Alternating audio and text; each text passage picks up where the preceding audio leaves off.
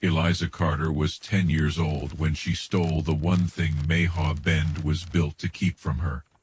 She learned to read. Not in a school, not from a teacher, not from a book anyone meant for her to touch. She learned from a torn store invoice, half buried in stable straw, with 4 block letters stamped across the top. Salt, S-A-L-T. She had tasted salt her whole life. She had scrubbed it from horse sweat. She had felt it burn in the cuts on her palms. But until that morning in 1886, she did not know that salt had a shape. And in Concordia Parish, Louisiana, that shape was dangerous. A black child with a broom was useful. A black child with a bucket was expected. But a black child who could read the Plantation store books, that was a threat. Because Mayhaw Bend did not survive on cotton alone, it survived on paper. Contracts nobody was allowed to question. Crop liens nobody was allowed to read. Debt tallies written in a hand that could turn a season of labor into another year of bondage. The Mercier family owned the big house, the gin, the store, and every road that led away from them. And they believed ignorance was cheaper than chains. 6 years after Eliza learned the word salt, the Mercier house burned to the ground. When the men from the parish reached the ruins at dawn, they found 5 bodies in the dining room, not scattered, not curled by doorways, not piled near windows where people should have been trying to escape. They were seated around the long oak table. Each body had both hands folded over the breast, and beneath each pair of burned hands was a page from the plantation ledger. The sheriff wrote one sentence in his report: kitchen lamp overturned during household panic, case closed. But the people in the quarters did not believe that.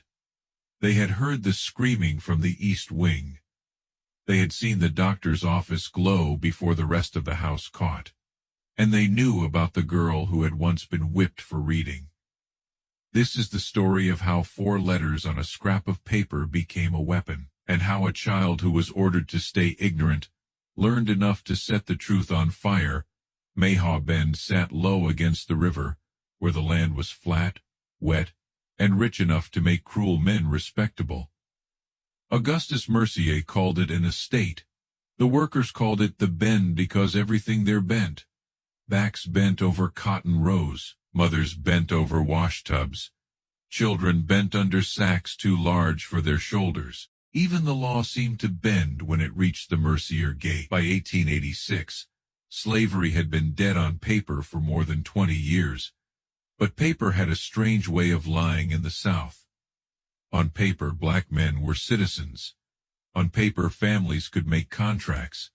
On paper, wages replaced ownership. But at Mayhaw Bend, the contract was read aloud by the same man who wrote it, and the final numbers were kept in a ledger no worker ever touched. A picker earned 35 cents per 100 pounds of cotton. Cabin rent was $7 a month. Seed was charged at twice the town price. Meal, salt pork, kerosene, thread, shoes, medicine. Every little mercy came through the Mercier store and went into the debt book. A family could work all year and still owe more in December than they had owed in January. That was the trick. A chain you could not see was harder to break. Eliza was born in a one-room cabin near the mule lot, the second daughter of Eli Carter and Josephine Bell Carter.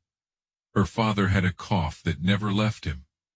Her mother had hands so cracked that flour dust settled into the lines like chalk in a grave marker. Eliza learned early that white people loved silence, quiet feet, quiet eyes, quiet hunger. She was told never to stare at paper, never to ask what signs meant, and never to pick up a thing with writing on it unless she planned to burn it. But Eliza's mind did not obey as well as her body. At 6, she watched the Mercier children read under a fan on the front gallery, while her own little brother chased flies away from the washpot. At 8, she traced the curving letters burned into the side of a feed crate, until old Isaac slapped her fingers away. At 10, she found the salt invoice. It had fallen from the storekeeper's bundle and blown into the stable. The paper was damp at the corners, stepped on by horses, marked with wheel grease. Eliza should have thrown it into the manure pile. Instead, she crouched behind the tack wall and stared at the word, salt. She knew the sacks in the storehouse carried the same 4 marks. She knew the clerk pointed to those sacks and said that word for the first time. The marks and the sound locked together. The page did not speak with a mouth, but it spoke salt. That night, while her family slept, Eliza drew the 4 letters in the dirt under her cot. SALT. She drew them until her finger hurt. Then she rubbed them out with her palm before morning. The next week she learned meal from a flour sack, then oil from a kerosene crate, then paid from a receipt she knew was false, because no one she knew had ever been fully paid. Every word was a door, and every door made the room smaller, because Eliza began to understand that the world had been labeled without her permission. Old Isaac saw first. He was the stable hand, born before freedom, bent into a question mark by years of lifting harness and swallowing anger. One afternoon he found Eliza scratching letters onto a stall post with a nail. He grabbed her wrist so hard she gasped. "Child," he breathed, "do you want your mama burying you?" Eliza tried to pull away. "I only want to know what they say." "That is what they are scared of." His voice dropped lower. "They ain't scared you'll steal a book. They scared you'll read a bill. They scared you'll read a deed. They scared you'll read the words they use to rob us and call it law." Eliza looked at the half-carved letter under her hand. "That I need to learn more." Isaac closed his eyes, and for a moment she thought he might strike her. Instead, he took the nail, scraped the mark away, and whispered, "Never where eyes can find it." That was the closest thing to permission she would ever receive. Her second teacher was not a teacher at all. Adrien Mercier was 13, the youngest surviving son of the house. He was thin, restless, and lonely in the way only a child with power can be lonely. His older brothers spoke to workers like they were farm tools. Adrien sometimes forgot to be cruel. One humid afternoon, he dropped a school reader near the stable trough. Eliza picked it up before the pages soaked through. "You know what that is?" he asked. "A reader, sir." His face sharpened. "Can you read it?" The safe answer was no. The answer her mother had beaten into her with fear was no. But Eliza had carried the word salt inside her for months, and secrecy had made it heavy. "A little," she said. Adrien opened the book to a page with a black and white picture of a hen. "Show me." Eliza found one word she knew, then another. In her voice was so soft it nearly disappeared. Adrien stared like he had seen a dog unlock a door. "Who taught you?" "No one." That was not mercy that moved him. It was curiosity. Still, curiosity put a primer under the hay bale 3 days later, then a speller, then a geography book with maps of places Eliza could not imagine walking to. For 2 years, books moved in and out of the stable like contraband. Adrien left them. Eliza devoured them. She learned sounds, then sentences, then the terrible trick of official language. A bill could look polite while stealing. A contract could sound fair while trapping. A medical note could call suffering research. By 12, Eliza could read the Mercier store signs, the printed notices nailed to courthouse doors, and the Bible verses painted on the wall of the white church where her family was not allowed to sit, and she began to see the cage, not as weather, not as God's will, as construction boards, nails, names, numbers, men. Then Dr. Lucien Mercier came home. Lucien was Augustus Mercier's middle son, educated in New Orleans, proud of his medical training, and bitter that no respectable hospital wanted him for long. He returned with a black leather bag, a box of instruments, and a hunger to be known as a man of science. In the cities, he had learned the fashionable lies of racial medicine, skull angles, pain thresholds, blood purity, nerve sensitivity, words that made cruelty wear a clean coat. At Mayhaw Bend, he did not need permission from the people he examined. Permission was for people with power. He began with measurements: heads, wrists, teeth, scars, skin shade. He wrote everything into a maroon ledger tied with cord. Patient, no, 8. Male, 32. Dark complexion, slow verbal response, low intellectual grade. Suspected patient, no, 11. Female, 25. Mixed ancestry likely, higher compliance. Good subject for observation. The workers learned to stand still while Lucian touched their faces with calipers. Then he moved from measuring to testing. A burn cleaned without laudanum. A tooth pulled while he watched the eyes. A wound reopened to observe. Reaction. The words changed from patient to subject. The screams stayed the same.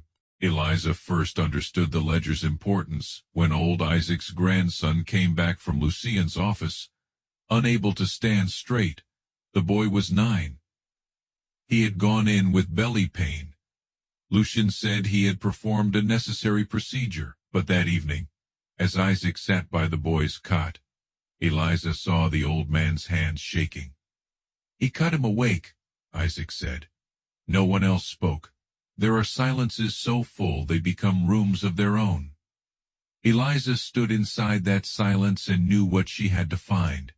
The chance came in August of 1888. Lucien was called away from the stable to tend his mother's fainting spell, and he left the maroon ledger beside his open bag. Eliza had less than 5 minutes. She opened it. The handwriting was neat, slanted, confident.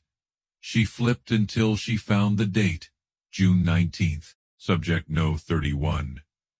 Juvenile male 9 years. Abdominal incision without ether. Restraint required. Vocal distress immediate. Then faintness after 3 minutes.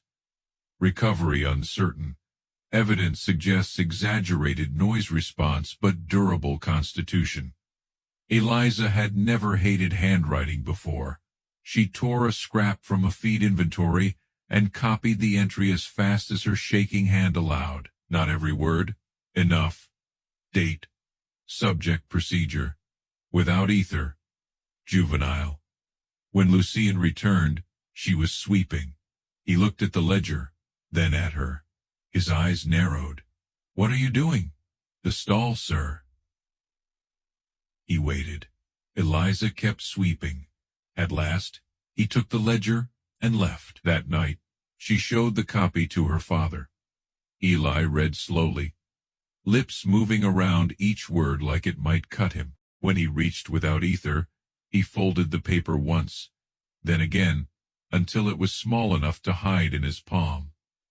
"This is proof," Eliza said. Her father looked at her with a grief she did not yet understand. "Proof only works where truth has value." "Then we send it north. With what money to whose hand? And when they ask how a colored girl got a doctor's ledger, what then?" Eliza had no answer. Eli tucked the paper into the lining of his Sunday coat. "Keep learning," he whispered. "But learn this too. A truth can die if it reaches the wrong ear too soon." It almost died within a month. Adrian's older brother, Marcel, had been watching the stable. He saw the books. He saw Eliza hide one beneath her apron. He told Augustus before supper. That night the whole house heard the shouting. "You put letters in her head," Augustus roared. "Letters become questions. Questions become trouble." Adrian tried to defend himself. "She learned before me." The slap cracked through the hallway. Eliza was serving coffee in the next room. Her mother's hand closed around her wrist until the bones ached. Augustus's voice went cold. "Then she will learn the rest of the lesson." The punishment took place at sunrise. Every worker was ordered into the yard. Eliza was tied to the hitching post, where horses were usually broken. Augustus read her offense as if it were a court judgment. She had stolen knowledge. She had crossed her station. She had taken what belonged to white children. Then Marcel raised the strap. Eliza tried not to cry out. For the first 6 blows, she swallowed the sound. By the 7th, the sound tore out of her. By the 12th, she could not feel her legs. By the 18th, she understood something with a clarity that frightened her. They were not punishing her because reading had made her weak. They were punishing her because reading had made her dangerous. She lived. The scars rose across her back like pale ropes. Adrian brought liniment and stood outside the cabin, crying too openly for a boy who would still sleep in a clean bed. Eliza would not look at him. "Your family calls pain science," she whispered. "Do not bring me pity, and think it is courage." He left the bottle on the step. For months, no books came. Eliza returned to the stable, slower than before, quieter than before. But quiet was not surrender. Quiet was a hiding place. She listened. She learned the rhythm of the clinic door. She learned which workers went in strong and came back feverish. She learned that Lucien's ledger had moved from his bag to a locked cabinet in the east wing. She learned that Marcel carried the spare key on a brass ring when he drank. She learned that Celeste Mercier, the mother of the house, knew everything and called it Lucien's work. In winter, Lucien began testing tonics shipped from a laboratory in New Orleans. Colored glass bottles, paper labels, dosage charts. He said the mixtures were for fever, lungs, nerves, but the sick did not recover. They sweated through bedding. They shook until their teeth clacked. They coughed blood into rags and were buried before the week ended. Eliza's little brother Noah was 8 when Josephine carried him to Lucien. He had a winter cough, nothing more. Lucien gave him a brown bottle and told Josephine 2 spoonfuls every 4 hours. By the 2nd day, Noah's lips were gray. By the 3rd, he was seeing things no one else could see. By the 4th, he died in his mother's arms. Lucien wrote the cause as weak lungs. He did not write poison. He did not write experiment. He did not write murder. At the burial, Eliza did not weep. Something hotter had taken the place of tears. Adrian found her behind the stable 3 nights later. He was 17 now, nearly grown, newly ashamed in a way that made him look older. "I can get the ledger," he said. Eliza laughed once, without humor. "You can get yourself killed. I should have done more before." "Yes." He took the word like a blow. Then he held out Marcel's brass key. For the next 6 months, they worked in pieces. Adrian unlocked the cabinet when Lucien rode out.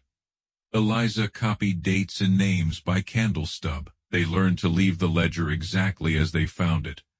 They copied entries about fever tonics, pain trials, wound experiments, and the people who had died under Lucien's care. They copied enough to make denial harder. Not impossible. Nothing was impossible for men like the Merciers, but harder. Adrian wrote a statement in his own hand. He named his brother. He named his father's protection. He named the workers he had seen harmed. He planned to send the packet to a professor in Boston who had once spoken against lynching in a college hall. It was a fragile plan, but fragile things can still cut. Marcel caught them before the packet left the parish. He found a bottle missing from Lucien's cabinet, and followed Adrian to the old smokehouse, where the copies were drying between Bible pages. That night the Mercier family met in the study. Eliza was ordered to serve tea. They spoke in front of her because people like the Merciers often confused service with absence. Lucien wanted her gone. Marcel wanted her family driven off the land. Celeste wanted the matter kept quiet until after the Easter ball. Augustus wanted obedience restored. Adrian stood in the middle of the room, white-faced but steady. "They are human beings," he said. "You cut them. You dose them. You bury them. Then you write numbers where their names should be." Lucian smiled. "They are research material." "No," Adrian said. "They are the proof of what you are." Marcel struck him. Augustus did not stop it. By morning, Adrian was sent away to Baton Rouge under guard. Before he left, he managed one thing. He hid a second packet beneath a loose stone in the stable wall, wrapped in oilcloth, and told Eliza with his eyes, before they pulled him into the carriage. 3 months later, word came that Adrian had drowned. The story was simple. A night walk, a riverbank, a misstep. Eliza knew better. So did everyone who had learned to survive by recognizing lies before they finished forming. The Mercier house wore mourning for 7 days. Lucien wore black at supper and worked in his clinic before dawn. Eliza waited until the 7th night, then pried the loose stone from the stable wall. The packet was there. Journal copies, bottle labels, Adrian's written testimony, and one letter addressed to her. She read it under the lantern, sitting in the straw where she had first learned salt. "Eliza, if this reaches you, I have failed to do the brave thing in time. I thought truth would shame my family. I know now shame only works on people who believe they can be wrong. You saw the cage before I did because you were inside it. I am sorry I mistook my guilt for help. Use the papers if you can. Hide them if you must. If justice will not open the door, leave the truth where someone stronger can find it. You were never the ignorant one, Adrian." Eliza folded the letter and placed it with the copied ledger pages. Then she made a decision that no child should ever have to make, though by then she was 16 and had not felt like a child in years. She would not take the packet to the sheriff. The sheriff drank with Augustus. She would not take it to the parish judge. The judge owed Augustus money. She would not run north with it. She had no fare, no safe road, no guarantee the paper would survive the journey. She would place the truth where the fire could not be ignored. Lucien's office held his current ledger, the sealed bottles, the cabinet of instruments, and the family papers proving the estate's debts. If that room burned, the parish might call it tragedy. But if the right papers survived in the right place, someone might ask why a doctor kept dead children in his notes. Someone might ask why a plantation ledger had names crossed against medicine bottles. Someone might ask the question the Merciers had spent generations making sure no one could read. Why? On April 6, 1892, the house was heavy with spring heat. A storm had rolled past without breaking. The air felt swollen near midnight. Eliza slipped through the side entrance with Adrian's packet tied beneath her dress. The servants' hall was dark. The east wing held a thin blade of lamplight. Lucien was awake. He sat at his desk writing in the maroon ledger. For one suspended second, neither of them moved. Then Lucien smiled. Not surprised, pleased. "I wondered when you would come for the last scraps." Eliza backed toward the door. He stood. "I found the smokehouse copies. I found Adrian's first packet. I found nearly all of it." "Nearly," Eliza said. His smile faded. "You think paper saves you? No. Good, you have learned something." He moved closer, lamplight flashing on the instruments behind him. "Reading gave you one foolish idea, girl. You mistook knowing for power. Power is not knowing. Power is who gets believed." Eliza thought of Noah coughing blood into Josephine's apron. She thought of Isaac's grandson waking up with a cut across his belly. She thought of Adrian in the river. She thought of 4 letters scratched in dirt and rubbed away before sunrise. Then Lucien reached for her. Eliza seized the lamp. She did not plan the motion. Her hand simply chose. The lamp struck Lucien in the chest and burst. Oil bloomed across his shirt. Fire climbed him like it had been waiting years. His scream filled the office. He stumbled backward into the cabinet, dragging flame across papers, curtains, shelves. Eliza ran behind her, glass cracked. Bottles popped. The east wing became a mouth of light. She reached the yard before anyone in the house understood what had happened. Then the screaming spread. Workers ran with buckets. Horses kicked their stalls. Celeste appeared in an upstairs window, then vanished into smoke. Marcel burst through the front door once, face blackened, then ran back inside, shouting for the ledger keys. Augustus screamed orders from the gallery until the roof began to fall. Eliza stood at the edge of the cane brake with Adrian's packet under her dress, and watched the house that had swallowed so many lives begin to choke. She did not stay to see it collapse. At dawn, parish men found 5 bodies in the dining room: Augustus Mercier, Celeste Mercier, Marcel Mercier, Lucien Mercier, and Abel Cross, the overseer who had held children still for Lucien's procedures. They were not by the exits. They were seated around the table. Their hands were folded over their chests. Under each pair of hands was a burned page from the Plantation ledger, still readable in places. Noah Carter, tonic B no ether. Debt carried forward. The sheriff said heat and falling beams must have shifted the bodies. Men nodded because nodding was easier than thinking. The official cause became an overturned lamp. The official story ended there. Eliza's did not. By the time the Merciers were buried, she was gone. Some said she fled north dressed as a boy. Some said she drowned crossing a flooded road. Some said the spirits of the dead carried her away because no living person could have walked out of that fire with the truth still hidden against her skin. The truth was less grand. She walked by night and hid by day. A churchwoman outside Natchez gave her bread. A rail porter in Memphis taught her which cars not to board. A washerwoman in St. Louis gave her a new surname. Read, Eliza, read. Because a name can be another kind of door. Years passed. She learned to print clearly, then to set type, then to teach children their letters in a back room that smelled of coal smoke and soap. In 1928, a thin volume appeared from a black press in Chicago. The title was The Bend Ledger. No famous reviewer noticed it. No white medical society answered it. But the book moved hand to hand through churches, women's clubs, teachers' circles, and colored nurses' associations.